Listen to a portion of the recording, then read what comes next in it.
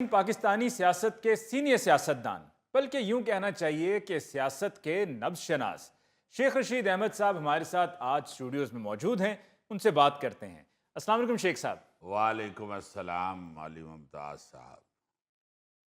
तो क्या है कि बनती नहीं है बात तो फिर बात क्या करें। बिगड़े हुए हैं शहर के हालात क्या करें।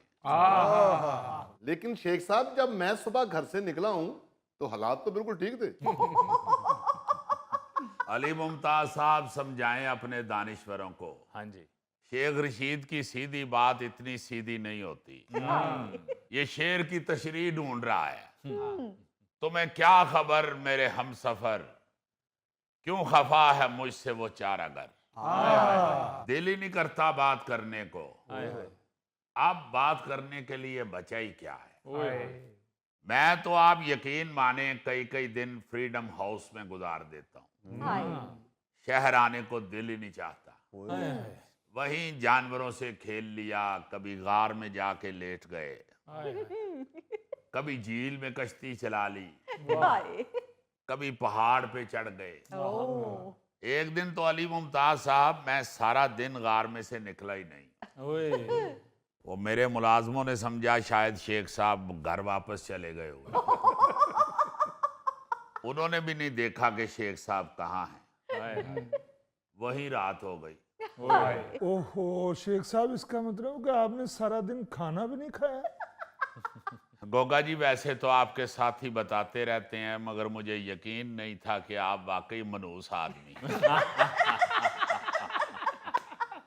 देखें, उसे मेरी परेशानी से कोई सरोकार नहीं है। वो खाने का पूछ रहा है। हाँ जी। असल बात तो कोई सुनता ही नहीं है। हाँ जी। इसलिए मैंने भी सोच लिया है कि जब कोई सुनता ही नहीं तो बोलने का फायदा। जितना बोलूंगा लफ्जों की कुलियां करना ही है और तो कुछ नहीं। इसलिए खामोशी बेहतर है।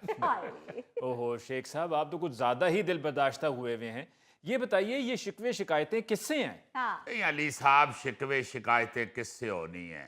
जब कोई सुनता ही नहीं तो शिकवा करने का फायदा क्या है। कलेजा जलाने वाली बात है।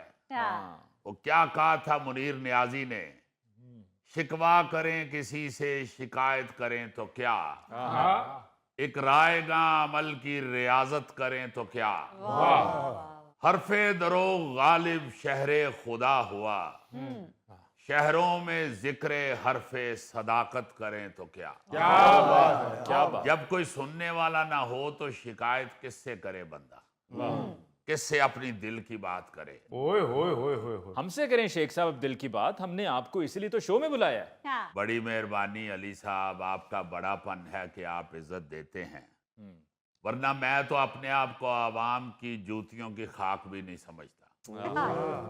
वरना एक बंदा जो 17 दफा वजीर रह चुका हो, यार उसका तो नखरा ही 7वें आसमान से नीचे नहीं आता।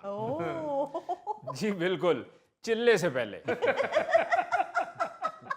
मैं माफी चाहता हूं, मनूस वाली बात तो इन्होंने गोगे के मुतालिक बताई थी। मैं तो ये सोच रहा कि शेख साहब ਤੁਸੀਂ 17 ਵਾਰੀ ਵਜ਼ੀਰ ਹੋਏ ਹੋ। ਖੈਰ ਨਾ ਇੱਕ ਵਾਰੀ ਹੋਰ ਹੋ ਜਾਂਦੇ ਨਾ ਤੇ 18 ਹੋਣ ਦੀ ਵਜ੍ਹਾ ਤੋਂ ਤੁਹਾਡਾ ਵਜ਼ਾਰਤ ਦਾ ਸ਼ਨਾਖਤੀ ਕਾਰਡ ਬਣ ਜਾਣਾ। गौरी साहब, आप ये कहना चाह रहे हैं कि अगर शेख साहब की सियासत बालिग हो जाती तो किसी सदारती ऑर्डिनेंस से कोर्ट मैरिज कर सकती थी। अली मुमताज साहब, मैं माफी चाहता हूं, कोर्ट का मेरे सामने जिक्र ही ना करें। अच्छा जी। मैं अपनी पूरी लाइफ में 2 बंदों से मायूस हुआ हूं।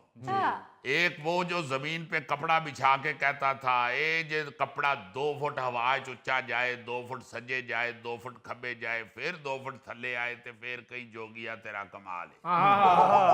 यकीन माने मैं 1.5 घंटा मजमे में खड़ा यही इंतजार करता रहता था कि कपड़ा जरूर ऊपर जाएगा, मगर किथों। मायूस किया मुझे उस शख्स ने। और दूसरा, मुझे इन अदालतों से मायूसी हुई है जिन्होंने मेरे बेगुनाह भतीजे शेख राशिद को 10 साल कैद सुना दी। हालांकि आप यकीन माने मेरा भतीजा फैसलाबाद कभी गया ही नहीं। उसे पता ही नहीं है फैसलाबाद कहाँ है। वो तो जब उसका फैसला आया तो वो मुझसे पूछता रहा है कि चाचू ये फैसलाबाद सऊदी अरब का शहर है।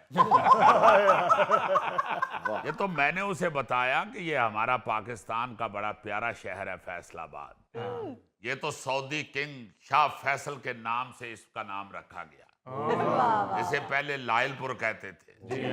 रोने लग गया वो बेचारा, कहता काश इसका नाम लायलपुर ही रहता। मेरा ख्याल है शेख साहब आपने राणा सनाउल्लाह साहब को जुगते बड़ी की हुई है, इसलिए फैसलाबाद का केस आप लोगों के पड़ा है। मगर शेख राशिद का इसमें क्या कसूर है? मैं बता रहा हूँ वो कभी फैसलाबाद गया ही नहीं है। हो सकता है शेख साहब आपका भतीजा आपको बताए बगैर चुपके से वडैश त्यारे पे चला गया हो। ज्यादातर लोग जो फैसलाबाद जाते हैं वो रेंटे कार पे जाते हैं। वो यार आप लोग खुद ही फैसला करने बैठ गए हो, मुझसे तो पूछ लो। वो मेरा भतीजा है, मैं उसकी एक एक आदत से वाकिफ हूँ। वो शेख बच्चा है, उसने किस लिए रेंटे कार लेनी है? अगर आप ये कहें कि किसी दोस्त के साथ उसकी गाड़ी में बैठ के चला गया तो ये तो चले मैं मान लेता हूँ। रेंटे कार हमने सारी जिंदगी सारे खानदान में से किसी ने नहीं ली, उसने किस लिए लेनी है? इस तरह की फजूल खर्ची का तो हमारी 7 पुश्तों में से कोई नहीं सोच सकता। चलें शेख साहब हौसला करें, हमारी दुआएं आपके साथ हैं। वैसे मैं माफी चाहता हूँ अली मुमताज साहब, ये साफियों ने कभी दिल से किसी को दुआ दी नहीं है। अगर ये दूसरों के मामलात को सीधा करने के लिए दुआएं करनी शुरू हो जाएंगे तो फिर प्रोग्राम में दिखाएंगे क्या? शेख साहब हमारे पास तो आपके लिए सिर्फ हमदर्दी है, आप सियासतदान हैं, आप ही कुछ कर सकते हैं। वो छोड़े जी सियासत को, सारी जिंदगी सियासत में गुजारी है मगर सबक सिर्फ एक ही सीखा है, ये दुनिया आर्जी है। बेसबाती सी बेसबाती है, सबको अपनी अपनी पड़ी हुई है, सिर्फ अपनी अपनी। सबको अपनी अपनी नहीं शेख साहब, गोगे को तो एक दफा मल्लेदारों से बहुत पड़ी है। नहीं ये दी ते बांधी भी।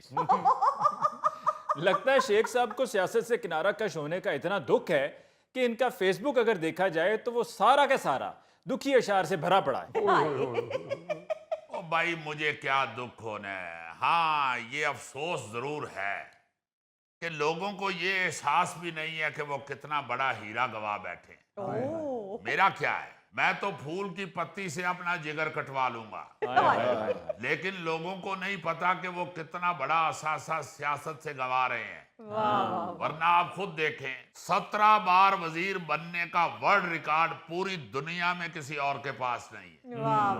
मैं तो ये सोचता हूं कि अगर अपनों को एहसास नहीं है तो गिनीज बुक वालों को क्या ख्याल आना है। वरना जैसा मेरा रिकॉर्ड है, गिनीज बुक वालों को चाहिए कि अपनी बुक उठा के मेरे पीछे पीछे फिरें, मिन्नतें करें मेरी, मुझसे टाइम लेने के लिए, मेरे साथ डिस्कशन करने के लिए, मेरे रिकॉर्ड के बारे में इंटरव्यू करने के लिए। नहीं नहीं नहीं शेख साहब, इसमें तो कोई शक नहीं है, लेकिन ये तो जरा बताएं कि आपने 14 अगस्त पे वो पुरानी